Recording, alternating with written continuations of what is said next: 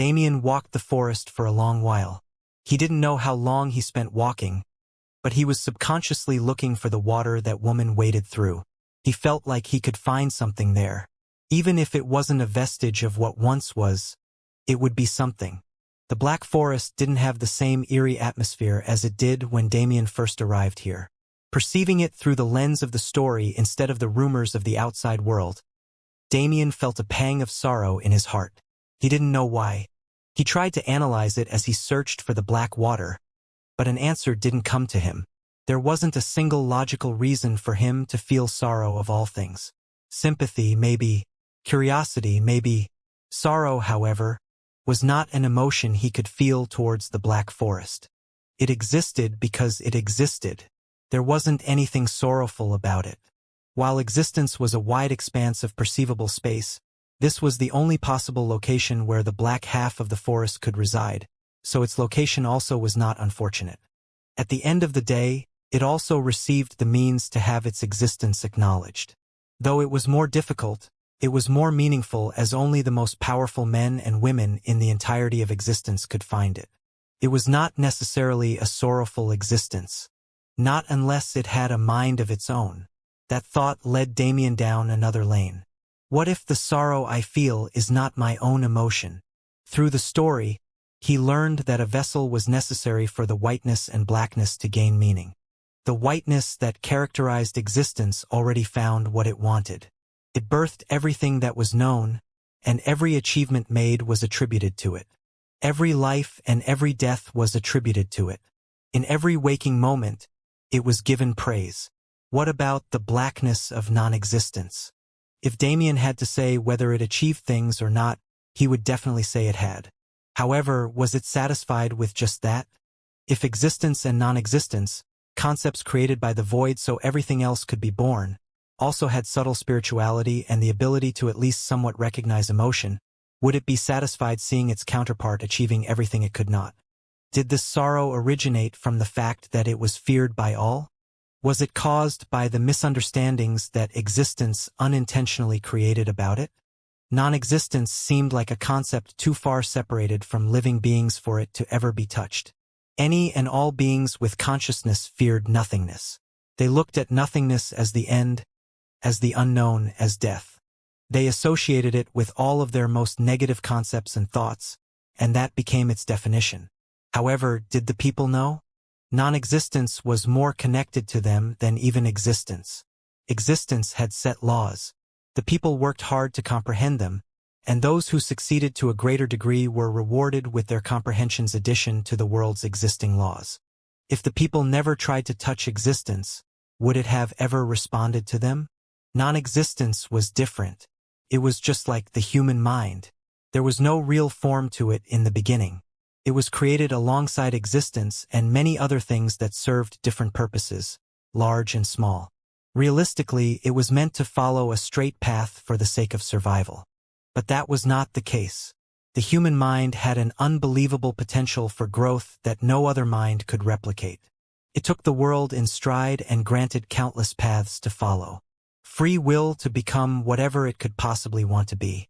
That was what the human mind possessed that others couldn't fathom. Non-existence was no different. It never had a form to begin with, but it took on infinite paths as it wasn't constrained to the same conventions put in place by existence. It grew through the thoughts of people. As other concepts were related to it, it grew and evolved, becoming something impossible if it weren't for their accidental recognition of its form. If nobody dreamed of what didn't exist, non-existence would still just be a small black forest. Was that why the concept fell in love with them? Was that why it felt sorrow when it realized that it would never be able to truly interact with them? Nobody understood. The people who came here always assumed they needed to slay the beasts in death's hold. They always acted without thought, so they died. Those who had a bit more sense tried to interpret the story, but only saw it as a portrayal of good and evil. They viewed non-existence as a weapon. They viewed it as the power they needed to complement existence and erase their enemies and woes. Nobody saw its true value, so everyone died. When they tried to build on its origin while disrespecting it, wasn't it normal for the concept to lash out? So, in the end, what did non-existence want? Did it want recognition? Did it want respect? Was it chasing a futile dream to become like existence? No, all it wants is to be recognized. Damien understood well. He never quite worried about it. He was always too focused on getting to whatever goal he was chasing to pay attention to it. However, didn't he suffer alone for a long time? In the first dungeon, he went insane and came back from the depths on his own. That was the start of it. He met many people who helped him in many ways. He gained connections that he never would have reached this point without. However, when he truly struggled, he was always on his own. Nobody could match his progress. Nobody could move at his pace.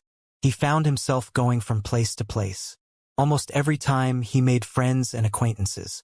Still, none of those people could ever accompany him to the depths he traversed. It was always too dangerous for others. It was always he who had to do the most difficult things. And he was fine with that. That was never the problem. But it was tiring. It was tiring to struggle and fight to survive, to come from nothing and become something and have nobody know his story. It was tiring to see how people interacted with him, telling him how much he was this or that without realizing how much pain he'd gone through to stand where he stood. When he saw the true faces of Grand Heaven's Boundary and the Saint Emperor, he felt a sort of warmth from them. They were people who had been watching from the beginning.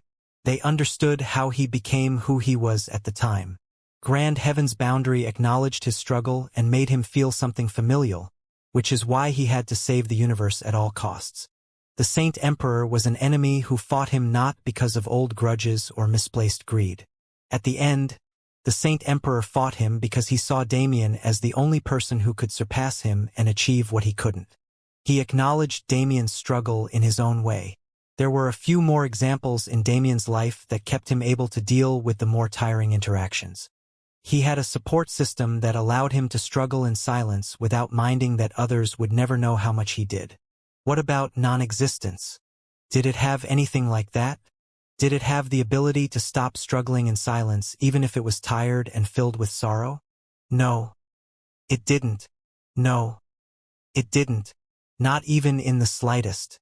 Damien never found the river the woman walked. Perhaps it was imaginary. Perhaps it was meant to represent the rift between the blackness and the whiteness, the area that no man had ever traversed. If that was the case, then it wouldn't be here. It was a bit of a shame for sure. Damien didn't necessarily need to see it anymore, but that water was symbolic. He wanted to experience it at least once. He understood the source of the sorrow in his heart now. He also felt a deep sympathy that he didn't feel from the story alone. He was understanding something too filled with emotion for it to be untrue. The further his thoughts went down that path, the more the sorrow in his chest grew. It felt like non-existence was crying out, screaming into the void as it came face to face with its emotions. He couldn't doubt and say that his perception of the scene was wrong anymore. Did anyone else ever feel this emotion? If they felt how deep and tragic it was, how could they not understand what non-existence wanted to tell them? Perhaps Damien was unique from the start, more unique than he expected. After all, rather than non-existence, Damien saw existence as his weapon. His ability to control everything, both material and immaterial, was enough. Why did non-existence have to be a weapon as well? When Damien entered this realm, he only knew what non-existence was on a very surface level. He didn't have any preconceived notions about it in the slightest, other than his thought that it would allow him to achieve the impossible. He felt its grandiosity from the dark god, and rather than being fearful, he started anticipating the day he could also control that force. His lack of preconceptions made him a blank canvas to be influenced by this realm. He could find out what he thought about non-existence by interacting with it. And, frankly, after a scene like that, he felt more of a connection towards it than existence. Existence really was like that, wasn't it? It merely existed. If it weren't for Damien's advantages and his path, then he never would have come in contact with it. He had to work to find out how to control it on his own. It never gave him clues or acted friendly in the slightest. He comprehended it because he wanted to, not because it wanted him to. Obviously, non-existence was forming more of a personal connection with Damien than its counterpart. Not because it wanted something from him, but because that was the approach it developed through its love for living beings. It was not resigned to being a silent observer like existence. It wanted to touch them, feel them, and become one with them. Damien just needed to give it that opportunity. It wanted to receive that chance purely. It didn't want it to be a business relationship. It wanted Damien and every other person to recognize its pain and offer to save it. But that was just a way to interpolate its emotions. At the end of the day, its emotions were never so complex. It had a similar level of sentience to the void. Sure, it could make decisions against logic, and sure, it could act on its emotions, but its feelings would always remain at the basic level. Fundamentally, these concepts did not have the ability to think and make complex assertions. However, in non-existence's case specifically, the deep and simple emotion it felt was relayed through human experiences that had been attributed to it. It used those experiences to convey the depth of its feeling rather than the complexity. Damien was ready to make a genuine promise to the concept. His heart was clear, rid of all extraneous desires. This was a different matter from the Second Island's challenge. This was a promise he needed to make to non-existence for the sake of their future cooperation. No, this is how I bring the concept under my rule. If Damien was one thing, it was good to his subordinates. He always ensured that the people under him would live well and attain the things they dreamed of. It was the same for his concepts. He would use them as much as they wanted to be used.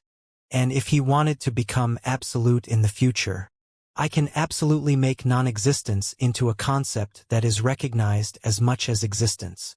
The Black Forest had been moving with Damien as he walked its grounds.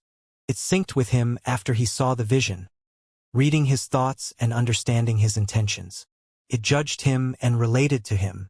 It finally felt like it found someone who could see its meaning, so it went deeper and deeper into his mind. It saw his past and struggle. Non-existence noticed that Damien had come closer to it than anyone else, and as it went into the deepest recesses of his mind, it saw itself. It saw itself housing Damien's ego as the wheel of samsara pulled away his soul. And it saw how a certain manifestation appeared within its body to save him from that place and bring him back into the land of the living. Despite an experience like that, Damien never seemed to attribute death to non-existence. No, rather, the kind of death he almost received was the same death he always dreamed of. A death that was both rebirth and true death, where his ego was laid to eternal rest and his soul was gifted to the next person. Non-existence liked Damien a lot. And when it realized the origins of the manifestation that appeared during Damien's death, it started to trust him as well. Damien raised his hand gently until it was parallel to the ground. His fingers calmly drooped as they naturally did when he didn't actively try to control them. A drop of water appeared at the tip of his index. It slowly became bigger until it was large enough to be perceived by the human eye and stopped, falling away from his hand. Its trip towards the earth was perceived in slow motion. It was the first time Damien exerted his power in Death's hold, but rather than an aggressive assertion of his dominance, it was a gentle request for acceptance. The Black Forest reacted instantly. The growling of beasts once again filled Damien's ears. They approached closer with auras of hostility, but they did not yet attack. Their wariness was obvious, as was their desire to consume him. They were only waiting for the affirmation of their creator force to act. The forest shook. The trees seemed to turn to face him. Everything seemed to turn to face him. The pitch-black leaves that drifted in the wind froze. The wind itself froze. The creatures froze, the sound of their growls fading below the sound of that single drop of water. It was the only thing that continued to move. Even Damien himself remained frozen.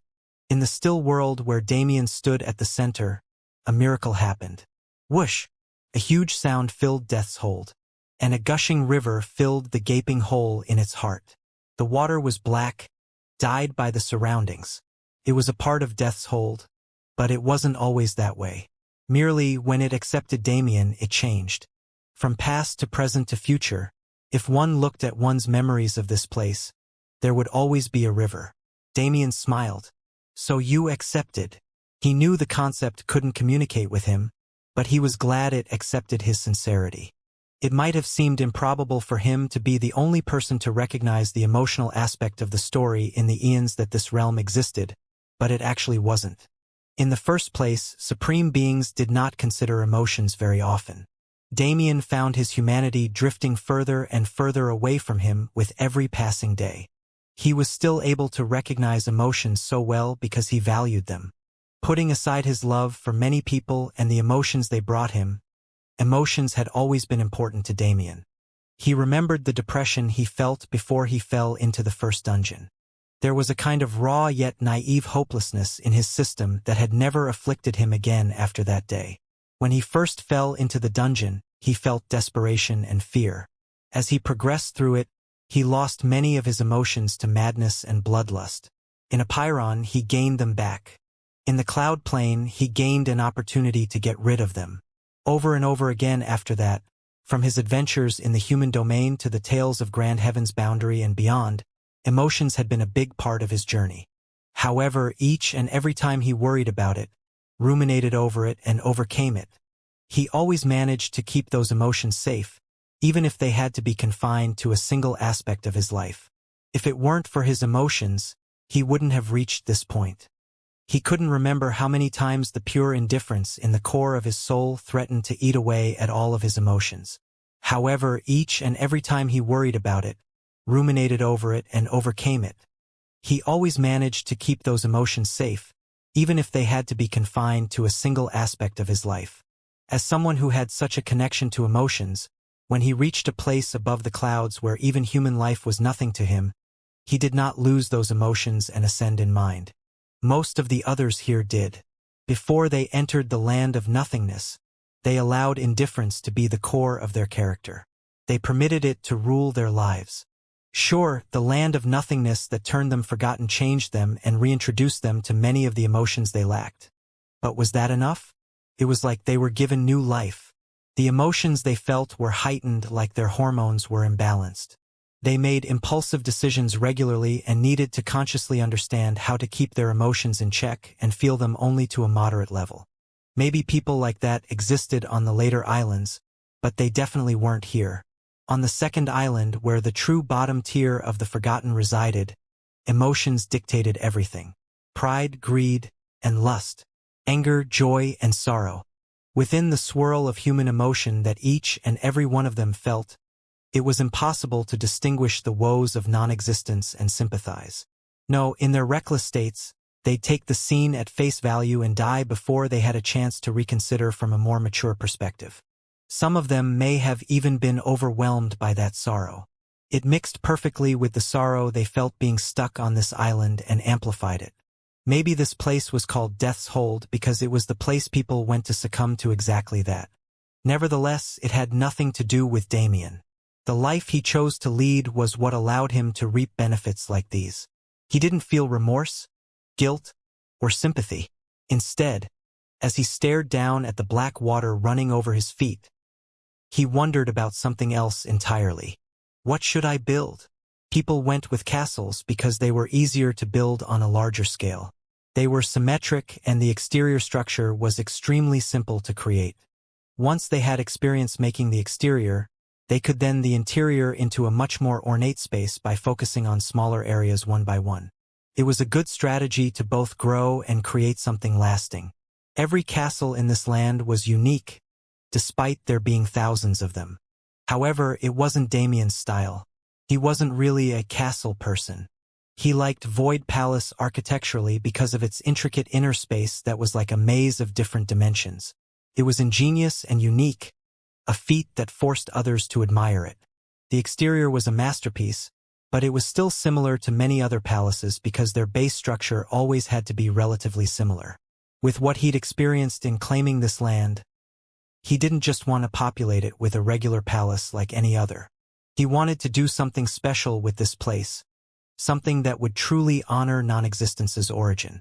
He started building without a goal, just seeing where his thoughts would take him. Oddly enough, what came from his energy was not necessarily a man-made structure at all. Rather, it was nature. The Black River was soon surrounded by small critters and creatures who were not afraid of its current. The beasts who originally lived in the forest approached warily, captivated by their harmless appearances. The ground was just black and filled with debris similar to wood chips. That changed immediately. A sprawling display of flora populated the ground and created space for a thriving environment. Sure, it was all the same black color as the rest of the forest, making it difficult to discern. But that didn't matter. The beauty of this place was not meant to be recognized by anything other than the concept it was created by. As Damien's power continued to thrive, Death's Hold itself began to expand. A huge clearing was made in the middle of the forest, from which a tree more massive than any other was born. It rose high into the clouds, branching out into a complex canopy that looked more like a labyrinth than the top of a tree. The trunk was lined with steps that spiraled it from top to bottom. They didn't serve any purpose but to make the tree accessible. There was nothing built for those steps to lead to. The forest's vibrance was far beyond what it was before. It continued to grow as non-existence accepted Damien's interference. He focused mainly on the environment since he wanted to see Death's Hold transform, but if he wanted to keep others from ruining the sanctity of the area, then he still had to create something here that signified his ownership. Then, what could he create to scare away intruders while still maintaining the sanctity of the forest he created? I know. It was time to have a little bit of fun with non-existence. Well, it would be fun for him. For the enemies who would reveal themselves soon enough after seeing Death's Hold's changes, however.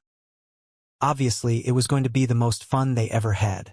If it wasn't, then it was also fine if they just died. If Damien had started creating like a normal person, he probably would have had a decent amount of time before people noticed his movements.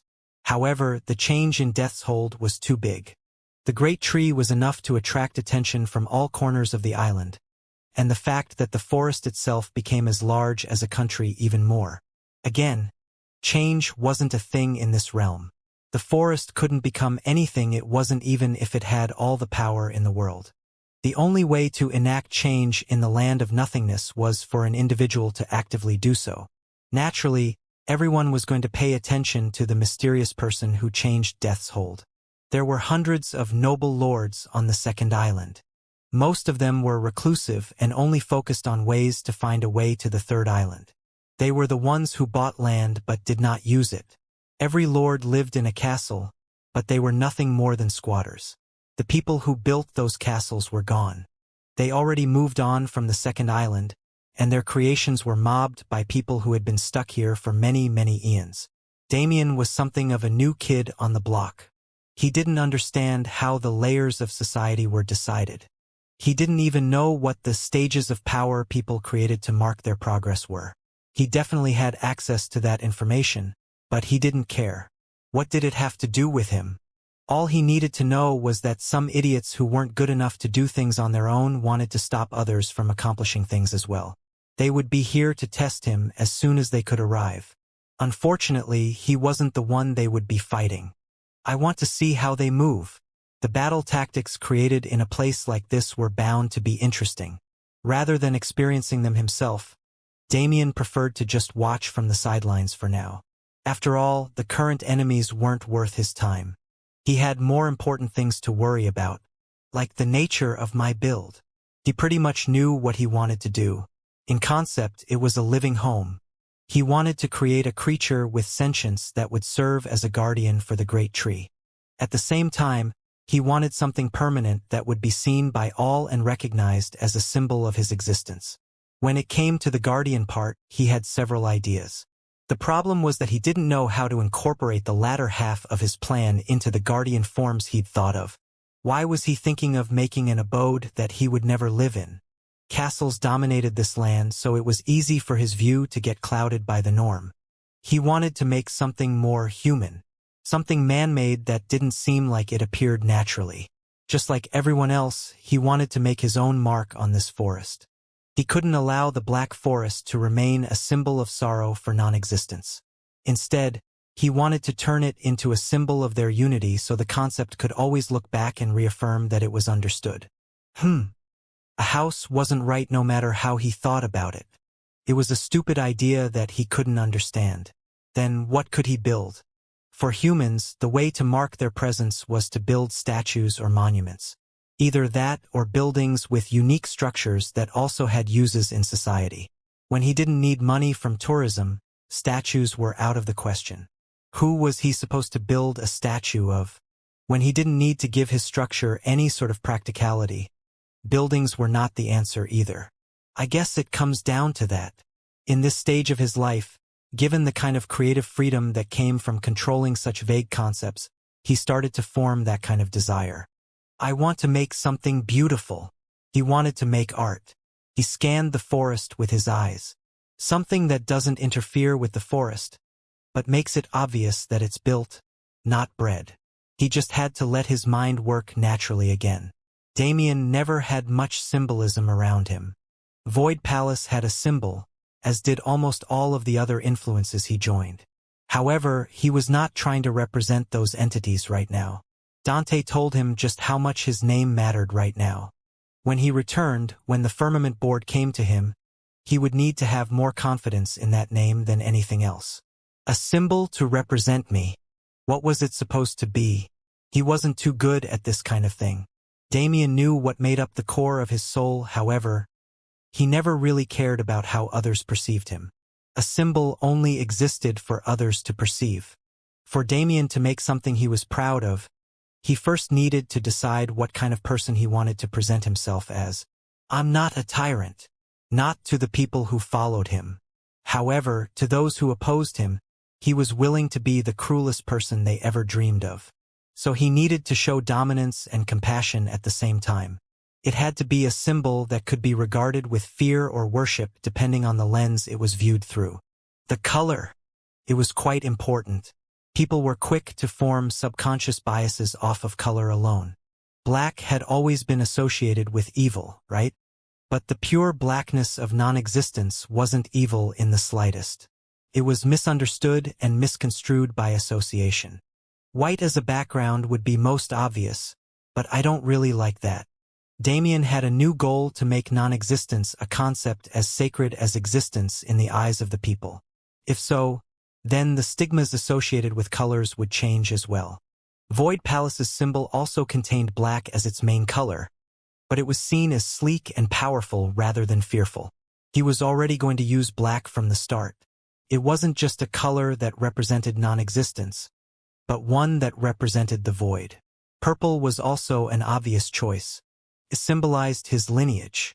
When he was young, his aura and mana were purple for a time as well. The color had deep connections to his roots, so obviously he was going to include it. Then gold. It was for a bit more of a common reason than the rest. Gold was often a color used to represent regality, so he wanted subtle accents of it in the symbol. And finally, white. Not an extraneous amount, just enough to make everything else pop. Everything about this symbol had to mean something to Damien just as much as it meant something to others. The colors were set. The shape and the design still had to be decided. Watching Damien struggle in his artistic endeavors was fun, but there was definitely something more interesting to pay attention to. Currently, on the border of Death's Hold, 3 people stood and faced its darkness. They were the first of many invaders to come, and, more importantly, they were the ones who'd show Damien how people who had only been using non-existence for millions of years at the very least fought. The 3 who arrived first were the youngest of the lords. This didn't imply that they were young, but that they were forced by people much older than them to go and test the waters. They were all old men. Their beards were white and the hair on the top of their heads was non-existent. Without mana or existence, the mechanisms used by practitioners to alter their appearances were rendered useless. The appearance they maintained would be the same one they had when their bodies became immortal and their lifespans increased. Damien was over 100. In Earth terms, he'd be an old man, but with a lifespan of infinity, he was extremely young. He also never attempted to alter his appearance. His current look was as natural as it got, so he wasn't affected. Unfortunately for many of those who reached greater heights at older ages, the young appearances they gave themselves were taken away, and they were forced to deal with the fact that this was their true age. Damien would be meeting quite a few old men and women in the future, so he'd already resigned to being the only relatively young-looking person here. Nevertheless, his attention was half focused on these 3 men. The other half focused on the design. Damien didn't actually need to do anything. The beasts in Death's Hold had been tamed to an extent now that they knew what peace felt like. But that was only concerning Damien and the other creatures in the Black Forest. Their attitude towards intruders never changed. If those 3 people stepped into this place and tried to cause a scene, they would die. Clearly, they knew that as well. They hesitated on the edge of the forest for a very long time, trying to sense the situation inside. They were fated to learn that it was impossible. If they wanted to investigate, they had to go inside. These 3 were in an unfortunate situation. Really? Behind them stood hundreds of other lords who would definitely make their lives hard if they returned empty-handed. They wouldn't be able to peacefully live on the second island anymore. Hell, they wouldn't even be able to create their structures and move on to the third island because of their interference. In front of them stood a land of death from which not a single man had returned alive. Was death better than a hellish life? It was a question they didn't want to answer, but in this case they had no choice but to push forward. They'd signed a pact of nothingness when they joined the ranks of the lords. They would act for the good of the group. If they failed to do so, they would be exterminated by the laws of the realm. This applies to all of the rest of them as well, but they didn't need to experience the downsides of the pact when they were the ones who controlled everything. The 3 of them glanced at each other with wry expressions. Despite their thoughts, they were already moving closer to the densely packed black trees that acted like a wall protecting the forest from outsiders. Immediately upon making their choice, the 3 of them released their power. It was mostly unperceivable, but there were still signs. For instance, the man on the left side had a subtle ring of black fire circling him. It was an indicator that he and the rest were surrounded by domains. Damien subtly sent his power outward, making contact with the borders of their domains. He instantly felt changes in his body. I see. It was a matter of preparation indeed. The most obvious use of the domain was to even the playing field. Whether the opponent had an advantage or not, it would bring them to the same level as the caster of the skill in order to absolve any advantages that they could possess. In Damien's case, his physical strength plummeted. I'm not suppressed insanely, but it's considerable. I guess this is the average physical strength of those 3. He had only been brought down to their level, not below it. Is it the battle etiquette of this realm? It was reasonable. If they were to fight properly with their non-existence, then it was obvious for them to compete at the same level. They didn't make any drastic moves after that. They approached the forest carefully and stayed within each other's sight. Their domains overlapped, creating a huge zone of suppression that would give them an advantage against any being they faced. They weren't facing ordinary beings this time. They knew that, which was why they came even closer together when they took their first step into the forest. When Damien entered, there was still a process to things. The beasts wouldn't attack anyone who entered. They'd only attack when certain conditions were met. Technically, those conditions were already met by the group of 3, but even then they would have been given at least a few seconds to put away their hostility before they were assaulted. Damien's claim on this territory changed things. The beasts now regarded him in the same light as non-existence. As such, anyone other than him had been banned from this forest. The beasts did not need to use pack tactics to confront their enemies. Each and every one of them had equal power, absolute power in this realm.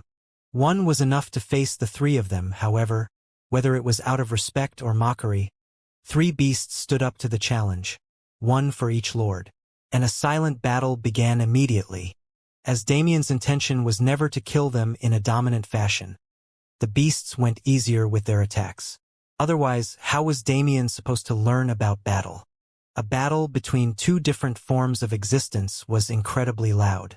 Damien had fought such a battle twice in his life, and both times, they were filled with extreme scenes of splendor as reality itself was toyed with. In its regular fashion, non-existence remained invisible even when it was being used aggressively. There was indeed a battle being fought, but to an unaware observer, it looked like the beasts and the lords were just staring at each other with hostile expressions. Damien saw a different scene. To him, this was just as grand as a battle of existence. Hidden away from the world in a conceptual realm that even the greatest gods couldn't perceive was a battle so beautiful that he didn't know how to describe it. Concepts were eliminated and new concepts grew in their place. The realm was like a mirage of shifting colors and imageries that would constantly change as the concepts inhabiting the space were altered. It was a real back-and-forth fight. If one person couldn't absolutely dominate, then they were forced to take turns and test each other's skills. Like a competition with deadly stakes, the two opposing fighters would challenge each other to find their alterations and respond before they were set in stone. Once one person made a change that the other could not detect, it acted as an anchor off of which countless other changes could be made and woven together into a fabric that the other side couldn't pierce. Is it like chess? Not exactly, but it was a strategy game of some sort. The knowledge and experience necessary to fight this kind of battle against people who had been doing it for so long. I don't have it. The situation was more serious than he expected. If Damien decided to go out there and fight personally, he probably would have been crushed. I guess I need to take my time before going to the third island. Something told him that the upcoming trials wouldn't be so peaceful. If Damien wanted to rapidly reach the end of this land and return to his home, he needed to get a lot more familiar with non-existence. And right now, he was in both the perfect environment and the perfect state to do exactly that. The three lords fought the beasts of the forest for many hours. In the process, Damien was able to learn more and more about how veterans maneuvered non-existence. It's still the second island, so they can't do much. They're making as much use of the little power they have as possible. That's a state where creativity shines. From Damien's observations, there were several common concepts that people usually chose to banish from existence. If it was in the real world, mana would probably be the first. Without mana, only physical fighters and people who used non-existence could survive. When physical strength differences were controlled through the establishment of a territory, only one of those groups could come out alive. In this place, it's a little bit more vague. Since they're fighting beasts too, they're focusing more on the mind than the body. They were trying to banish things like rationality and loyalty from their enemies' minds. Against groups, this kind of strategy was ingenious.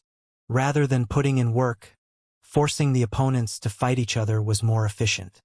When they're facing the beasts individually, though, they immediately bring those things back and try to use them in the opposite way. While focusing on obvious things like the opponent's strength, they used concepts like loyalty to disrupt their mind and make them hesitate to attack.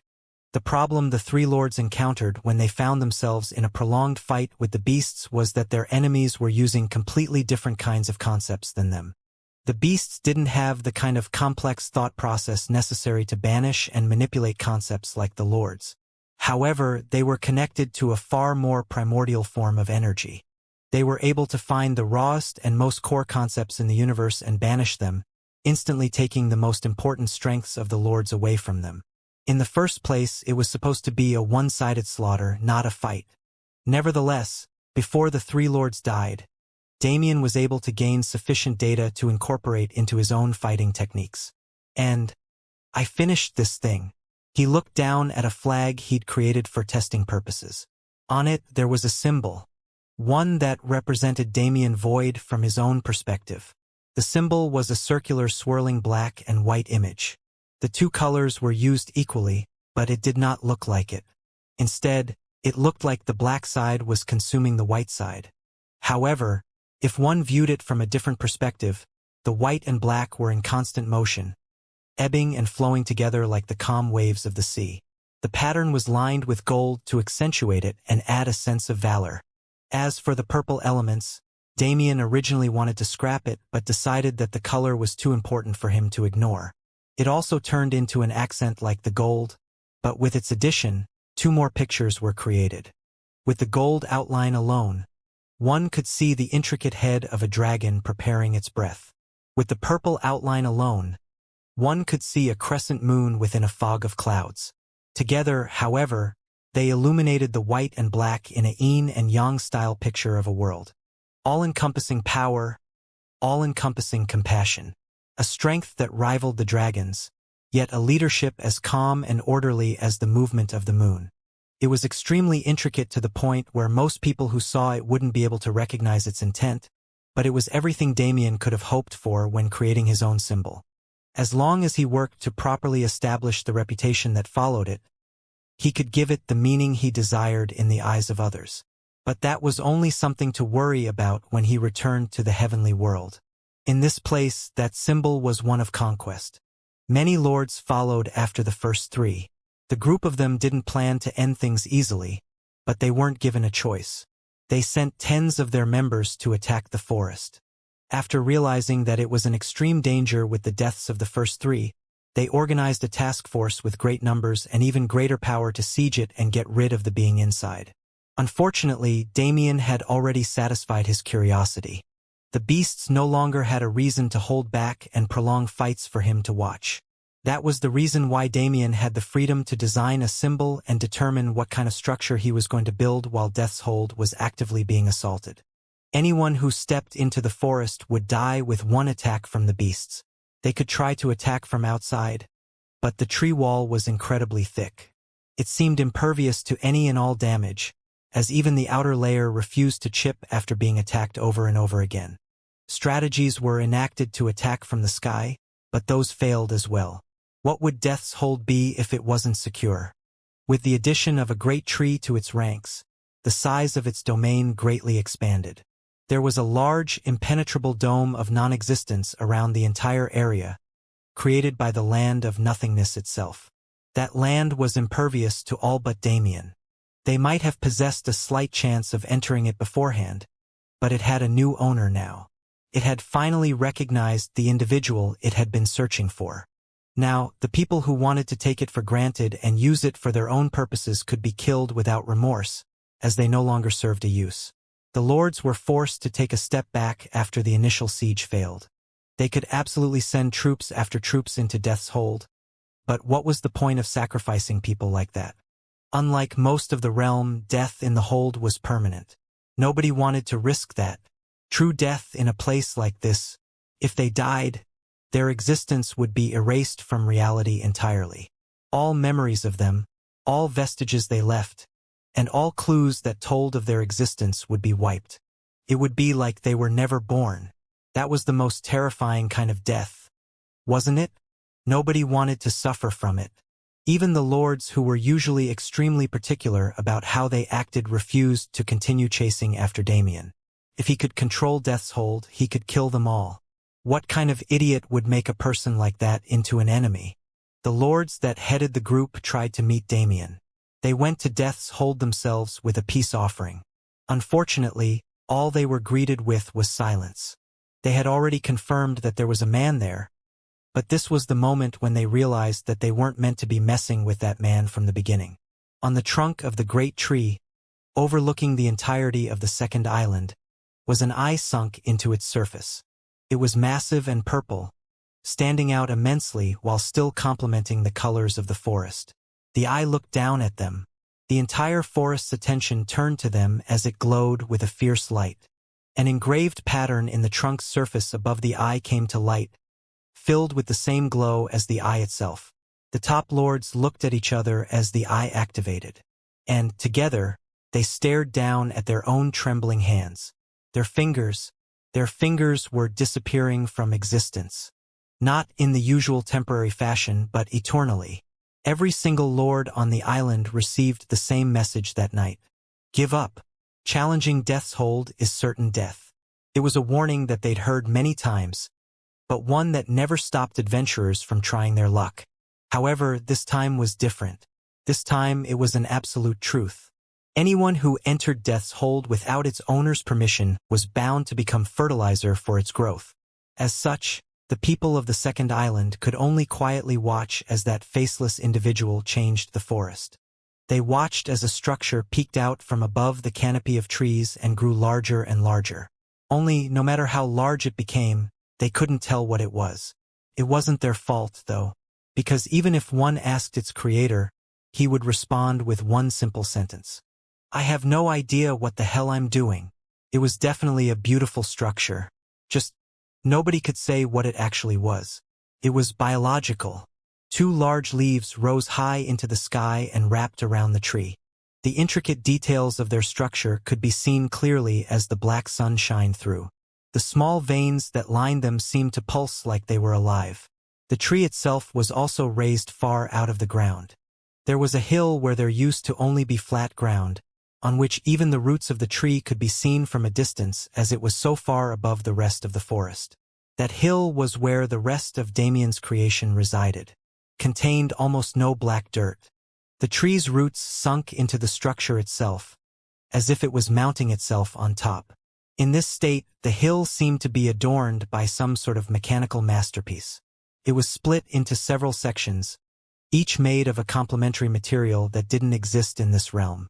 There were small spaces between each of them that contained bone-like structures that held them together. The massive leaf wing structures were directly linked to the hill. Clearly, they were also involved in whatever mechanism the entire structure was meant to be. The only thing that set it aside from the environment was its clearly man-made nature. It was not an abode. It was not a sculpture. It didn't have any noticeable purpose. If anyone looked at it, while they would surely appreciate its strange beauty and the way it melded into the environment, they would still call the artist himself insane. What was the purpose of something like this? Why was it so highly mechanical if it didn't do anything? There were sounds of gears turning, of processes being undertaken below the ground level. Through the gaps in the segment, it was possible to see just a slight piece of the inner workings, which were complex enough to confuse even experienced engineers. Damien sat on the hill that was lightly dusted with black dirt to help the beasts become familiar with it and patted its surface. "You'll be in charge of this place when I leave." He didn't get a response, but the slight vibration in the hill was enough. He knew the being he created could hear him. Protect the beings who live here. Protect the legacy of this sacred place. And protect my name. Rumble. If one could see below the dirt, one would finally be able to see the nature of Damien's creation. Its entire body seemed to be made of mossy rocks. Its shell, which the great tree resided on, was segmented and filled with different colored minerals, but in the light they all seemed to reflect and refract to form a specific pattern, one that would become familiar as time passed in this realm. For massive legs dug deep into the earth. They were at least several hundreds of feet long, supporting the massive body of the being that was even larger and wider. It was essentially a giant, mechanical, walking turtle. The leaves cocooning the tree were obviously not to help it fly, but to be used to attack invaders and defend the tree. There were several other attack mechanisms embedded in its structure. Each different material used on its shell contained different abilities, all of them based on non-existence. Damien created a being that would be invincible in this place. And, on the off chance that something terrible happened to Death's Hold, it could stand up and take the entire forest away on its back, protecting its legacy and inhabitants. This was an absolute mechanism to ensure that the sanctity of the forest would never be destroyed in the future. At the same time, it left a massive mark of Damien's presence on the land. In the event that it was forced to move after he left, then the amount of meaning it would give the only crest that identified the creator was also monstrous. It was a being that met all of Damien's criteria. Because of that, it was not easy to build in the slightest. The entire landscape had to change. Damien was forced to learn a great deal about manipulating non-existence and the land itself. Over the past 2 years, he gained more than enough experience to be confident moving on to the next island.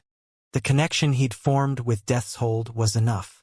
He wanted to start interacting with more experts who were actually worth something, but the second island wasn't the place for that. He could wait to start getting friendly with his fellow non-existence users until they became rational people worth maintaining contact with. On the second island, they were either absorbed in work, absorbed in depression, or absorbed in malice.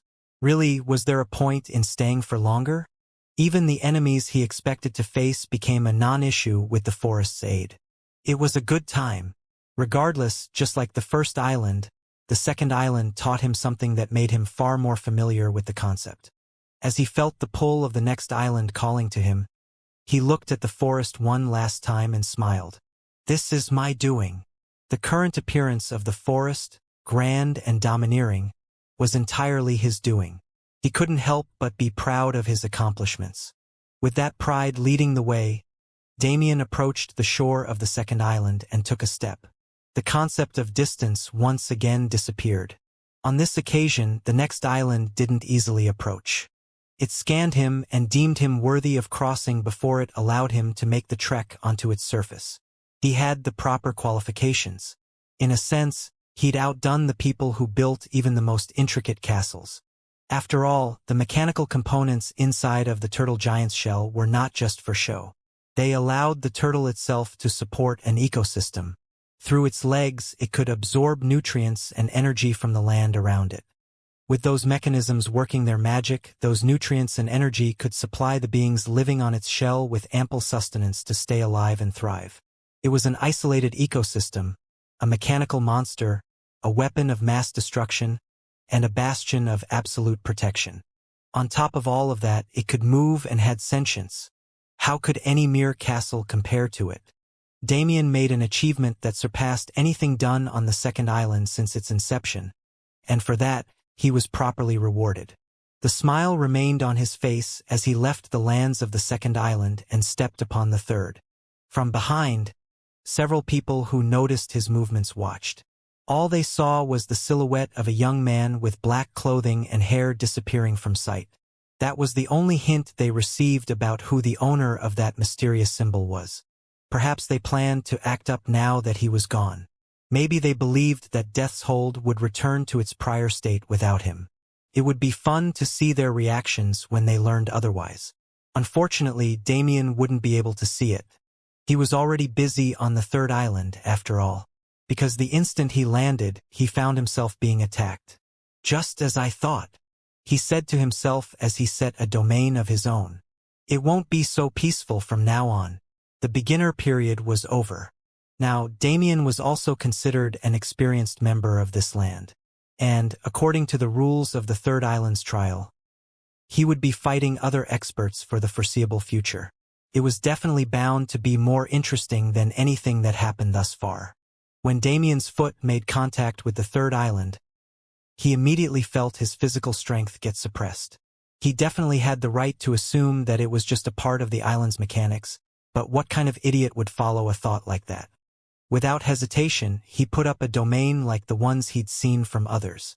His physical strength didn't rise back to its original level, but it definitely increased to an extent.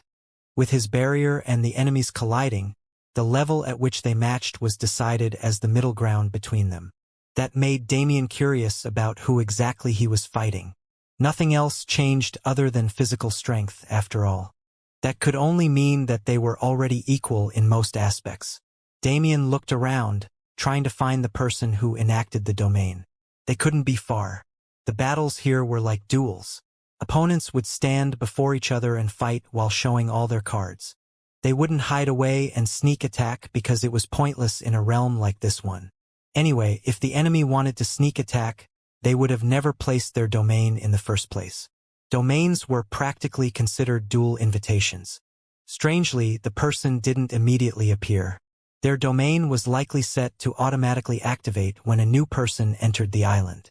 Damien was forced to wait several seconds before an individual with the same aura signature arrived in front of him. You are a patient newcomer, aren't you? Damien raised an eyebrow. After seeing only old men for so long, it was definitely pleasing to hear a woman's voice. She was beautiful as well. Her young appearance meant that she was an incredible genius in her own realm. Still, it wasn't as if Damien was fazed. These things merely had to be acknowledged because her beauty was definitely a representation of her strength.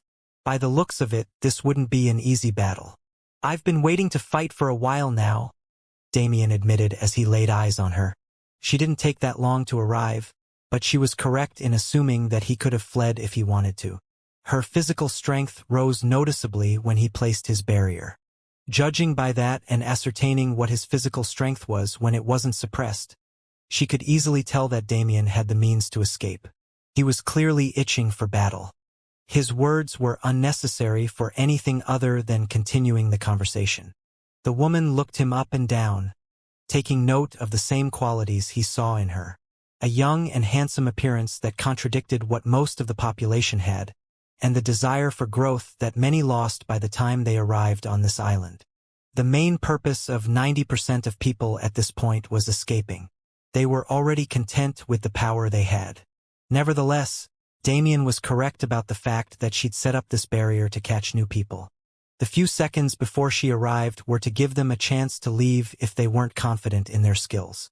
But, even if they knew they would lose the fight, running was the wrong option. Newcomer, before we fight, I will tell you what the goal of this island is. Was it courtesy? Damien didn't know her intentions, but he could fact-check her words later. He opened his ears curiously. The woman held up her hand and manifested a golden shield emblem with a crest-like pattern on it. Your peaceful days are over, she started. Unlike the first or second islands, this place is filled with brutal competition. To put it simply, we are in a battle circuit. The woman held up her hand and manifested a golden shield emblem with a crest-like pattern on it. If you look within you, you will find something similar. Each and every one of us has a crest, however. The woman watched as Damien held his hand up and summoned an empty, bronze shield emblem. It always starts from zero.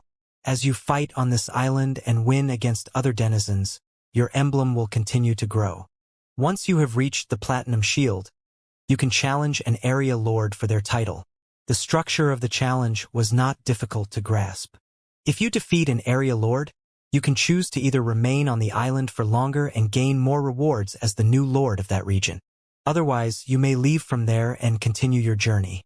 While it seems like a better idea to do the latter, most people who defeat the area lords don't choose that path.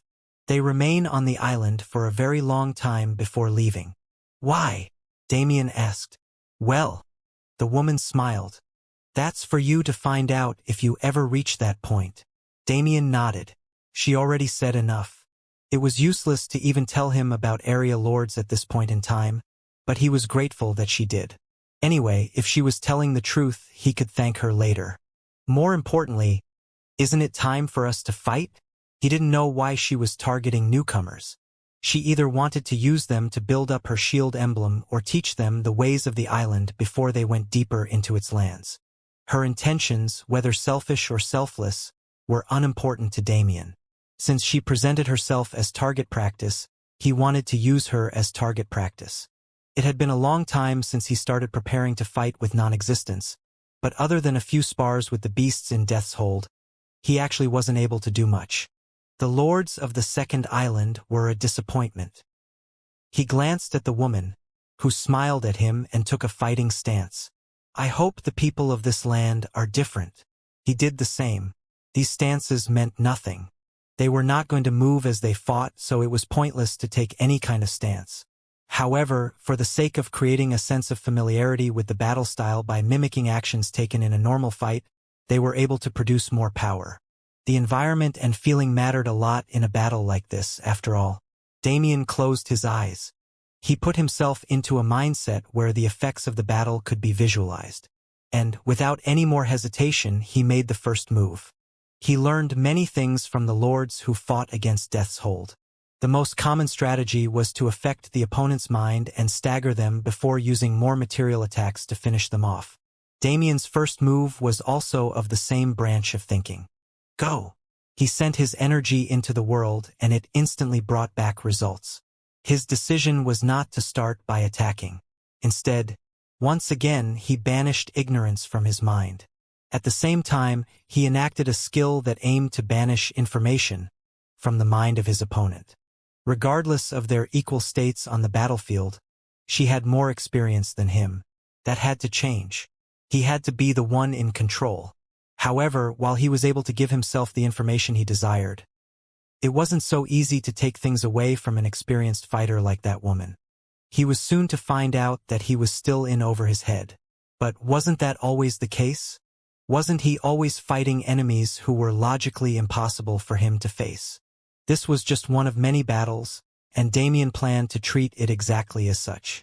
And in classic Damien fashion, he would find a way to win. This was his entrance into the third island's rankings. He couldn't just lose and run away, could he? The woman wasn't going to allow Damien to easily put her at a disadvantage. When he banished information from her, she combated it with her own energy to negate the effect. Non-existence was powerful enough on its own. Technically, no matter its level, if it was allowed to do as it pleased, it could affect anyone at any level. That was why it was important for people who wielded non-existence to always be prepared to counteract its effects. It was an entirely different branch of thinking, one where not many excelled. In a battle between two practitioners of the concept, it was usually a race to see who could inflict enough damage to gain momentum to push forward and land a lethal blow. The woman Damien faced was different. She, who went only by the name Kara, was an incredibly defensive player. To ensure that information wasn't removed from her mind, she had to target Damien's attack itself. She found its energy in the air and read the intent Damien infused into it.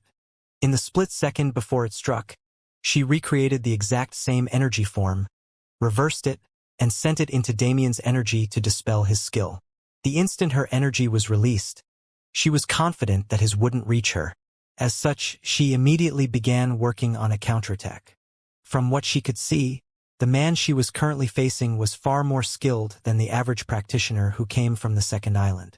Most people thought they would be skilled enough after spending many years there, so they left for the third island before they were truly prepared. Only after fighting their first fight and losing would they realize how weak they were. By that point, it was already too late. The third island really was a place of constant competition. Kara stayed near the beginning so that she could teach these lessons to newcomers. She wasn't some kind of benevolent saint. She just wanted to make stronger people so she would have stronger opponents to face in the future. Any individual they met would likely challenge them to a duel. If those losses added up, then the situation would turn extremely dire. There were consequences to losing, just as there were benefits to winning. Kara stayed near the beginning so that she could teach these lessons to newcomers. She wasn't some kind of benevolent saint.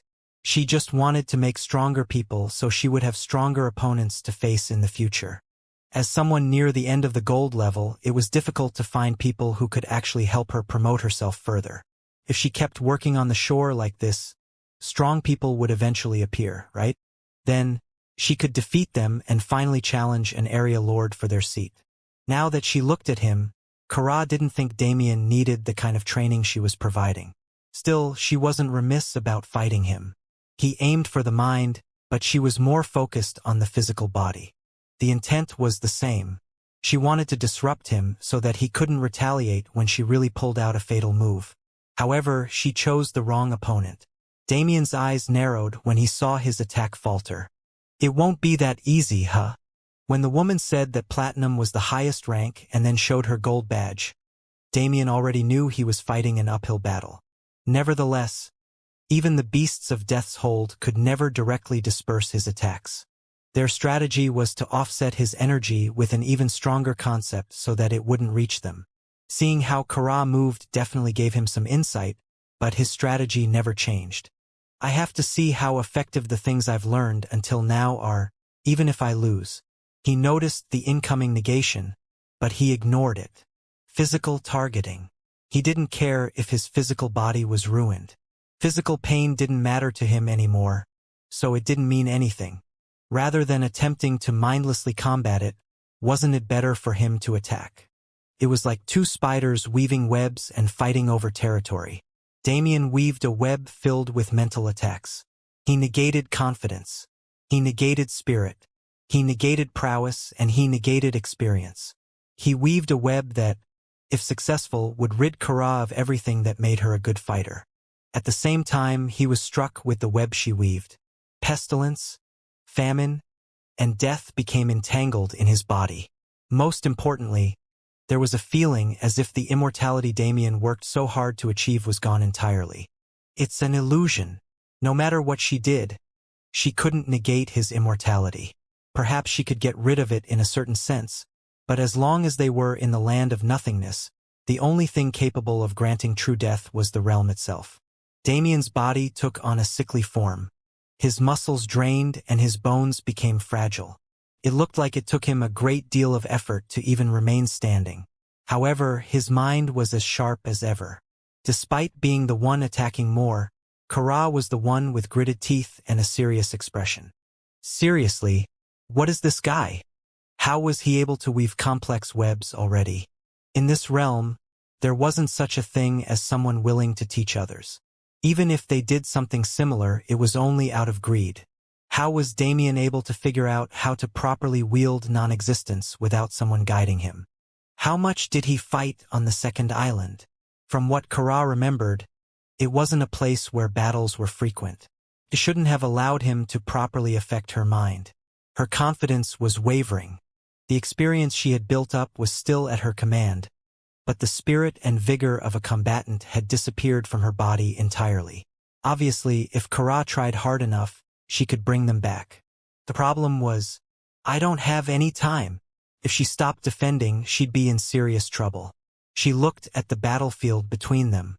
In the invisible field, countless spiderwebs spread all throughout. Each strand was filled with malicious intent either left by her or her opponent. If either of them made a misstep, it would be difficult for them to recover. After all, Damien wasn't in the best state either. Kara was losing fighting ability. He was not. That was his advantage. However, Kara had not taken any real damage yet. He had. That was her advantage. He could be as battle-ready as he wanted, but unless he was able to defeat her first, he would die. It was the consequence of taking her attacks in order to counterattack. Next time, I should play defensively as well. In this battle, it was too late for something like that. Damien's eyes sharpened as he stared at her.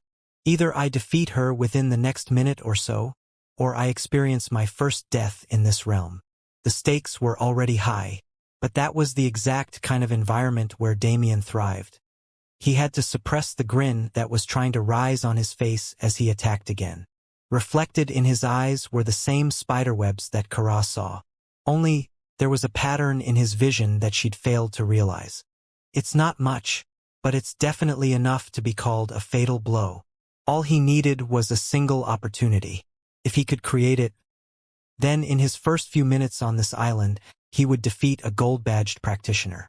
Exciting, right? Kara had been frequently dispersing Damien's attacks. Her unique talent to read another individual's energy and recreate its internal structure made her an obvious contender for the best in her class. If attacks couldn't reach her, then wasn't it obvious that she won every battle she partook in? Especially when people were conservative with information and unfriendly, it was easy for her to catch others by surprise and defeat them before they could get an idea of what she was actually doing. Damien had a better connection to non-existence than most of those on the third island because of the events at Death's Hold. His innate perception ability was also marvelous. It was the talent that shined from when he was a teenager to now. He saw exactly how she maneuvered her energy to mimic his. In his eyes, the interaction between the two invisible forces was clear as day. It was like two sets of molecules meeting and binding. Each element found something perfect to bond to, and when they combined, they turned into the same atmosphere that populated the entirety of this realm. It was extremely difficult to pull off a stunt like that unless one had practiced for an incredible amount of time. Still, there was a flaw. Damien attacked and attacked and attacked. Kara was forced to continuously disperse his attacks while also forming her own, which allowed certain pieces of the webs to make it past her defenses. She was slowly being whittled away, but that wasn't the important part. Kara was forced to focus on her side of the battlefield. She couldn't spend too much time looking beyond at where Damien stood. That was exactly when she exposed her weakness. Being forced to use the extent of her defensive power, Kara left an opening for Damien to manipulate the battlefield to his liking. There was a pattern within his attacks. A constellation-like line in the webs that led straight to his opponent. It was a surefire kill shot, and Kara had no idea that it was present at all. Ha ha! Damien was huffing and puffing already. I can feel my life force fading. It's troublesome. He didn't have any fear of his missing immortality. Knowing that he would live no matter what gave him the same kind of confidence as his usual immortality, even if it was different. Still, Damien didn't know what happened to the people who died here. He was aware that they'd come back, but was there any negative impact? What if his journey was inhibited by a single death? He didn't want to risk it. Feeling the mortality clutching at his life, he frowned and decided to enact his hidden card as soon as possible. Damien was definitely a lot more serious than he was when the fight first started. But he wasn't the only one. Kara's gritted teeth were enough of a sign on their own, even if one couldn't see the beads of sweat dripping down her face. How is he fine? What particularly set Damien apart from others, and allowed him to set up so much, was his ability to attack with the same ferocity even while being inflicted with every possible human sickness or injury possible at the same time. Nobody else could withstand it enough to maintain their efficacy in battle. That single fact was the main reason why Kara was able to acquire victory after victory despite being more of a defensive individual than an attacker. How much pain did Damien have to endure for him to treat his dying body as nothing but a slight hindrance? Even dying wasn't enough to create a fortitude like that. This was the one place where it was possible to say that every single person here had died at least a few times. Was it because Damien's soul was almost torn to shreds by the wheel of samsara? Or was it because the void prepared him for this? Pain was too important to Damien's journey. Sure, it had been a long time since he'd really felt it, but did that matter? The body he forged through pain that no other had experienced was aiding him even at this step. It was an unexpected variable to his opponent. The fight only lasted for 10 minutes until now, but it was more than enough time for the two to inflict serious damage on each other. Damien was heaving. His body was giving up on him too fast. However, Kara wasn't in a better state. Did I make a mistake this time? It had been decades since her last loss. Was this the day when her record was ruined? These thoughts would have never existed in her head if it weren't for Damien. But that didn't make them any less impactful. That was the problem with pessimistic thinking. If it got bad enough, it could turn anyone into a self-fulfilling prophecy. On a subconscious level, they would start to think of their pessimism as realism in fact. When that happened, everything else was a bygone conclusion. Kara's thoughts went on a downward spiral, placing her in that exact situation. Who was Damien to ignore this blessing of an opportunity? The instant he saw her eyes fall, he pushed his hand out. It was a weak motion. Damien looked like a poorly aged old man at this point, so when he pushed his frail arm into the air, it looked like a pathetic effort. Of course, that was not the case. From the tip of his finger, a drop of non-existence entered the mass of webs in front of him. It went from point to point, illuminating the stars in the constellation Damien created. Kara's eyes widened. The second she saw the light, everything changed. TCH. She tried to read the attack. Her eyes moved to the nearest light. The moment she saw it clearly, she realized that it was already too late to disperse it. Her only option was to defend with concepts the same way others did. She had to create a web just as complex as the one Damien made. However, she didn't have nearly enough time. If she had seen this trap long ago, the situation would have been very different. It was unquestionable that Damien would have been the one to lose. He was the one who created a situation where that was not the case. And he was not going to leave it to rot. The light reached Kara before she could do anything. 16 stars created a beautifully patterned constellation that ended in her head. The light shot through her skull, and Kara's eyes rolled back into her head. With a single attack, Damien destroyed her mind. When her mind could no longer bear the burden, the energy switched to her body. Kara's body began to fade, as if she was turning into ash and floating away in the wind. Her skin and bones blackened and flaked off. Her eyes widened. She wasn't able to look at Damien in her current state, but she grinned. Damn!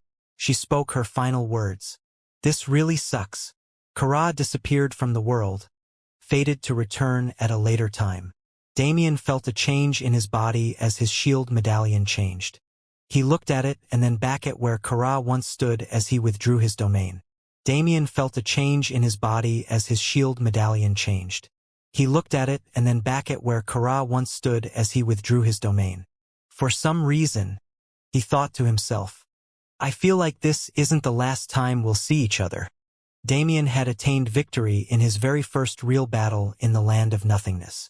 But he knew that this was only one of many. With a little more confidence in his techniques and many thoughts on how to improve, Damien left the shore for the first time. Now, he could finally see what the third island had in store for him.